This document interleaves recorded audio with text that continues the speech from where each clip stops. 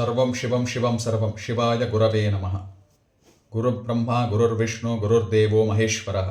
గురుస్సాక్షాత్ పరం బ్రహ్మ తస్మై శ్రీ గురవే నమః.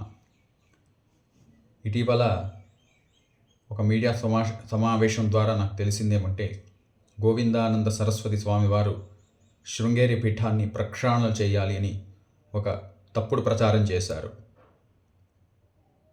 సో ఆ గోవిందానంద సరస్వతి స్వామివారికి ఒక ప్రశ్న. ముందుగా, మీకు మఠాధిపతి కానీ ఒక లక్షణాలు ఉన్నాయా అనేది ఒక ప్రశ్న వేస్తున్నా.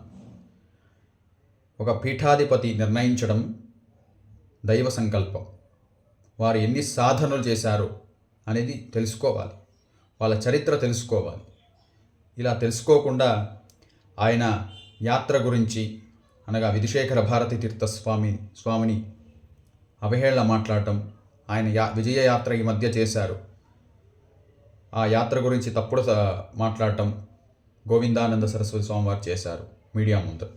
కావున గోవిందానంద సరస్వతి స్వామివారికి హెచ్చరిస్తున్నాం, మా హిందూ సనాతన ధర్మ ఏదైనా కానీ ఇలా అవహేళన చేయటం చేస్తే దీనికి ముందు మీకు చాలా సమస్యలు ఎదుర్కోవాల్సి వస్తుంది. జగద్గురువులు భగవత్పాదులు ఆదిశంకరాచార్యులు ఆయన స్థాపించిన పీఠం, అక్కడ ఏది తప్పు జరగదు. అలాంటిది ఏమీ తెలియకుండా మీరు ఇష్టానుసారంగా మాట్లాడడం చాలా తప్పు. దీన్ని తీవ్రంగా ఖండిస్తున్నాం. ఇకనైనా మానుకోండి. ముందుగా మీది చూడండి. ఫస్ట్ మీరు ఎలా ఉన్నారు, మీరు ఎలా చేస్తున్నారు, ఆధ్యాత్మిక మార్గంలో ఎంతమంది నడిపించారు అనేది మీరే ప్రశ్న చేసుకోండి. అంతేగాని మీడియాకు ముందు వచ్చి తప్పుడు ప్రచారాలు చేయటం, పీఠాధిపతుల్ని అవహేళన చేయటం ఇది చాలా తప్పు. ఇకనైనా మానుకోండి గోవిందానంద సరస్వతి స్వామివారు. ఎందుకంటే హిందూ సనాతన ధర్మాన్ని రక్షణ కోసం ఆదిశంకరాచార్యులు ఎన్నో తపస్సు చేశారు. కాబట్టి అలాంటి వారిని అగౌరవపరచడం చాలా తప్పు. భారతీ తీర్థ స్వామివారు అన్ని యోచన చేసే శ్రీ విధుశేఖర స్వామి వారిని ఉత్తరాధికారిగా నిర్ణయించారు.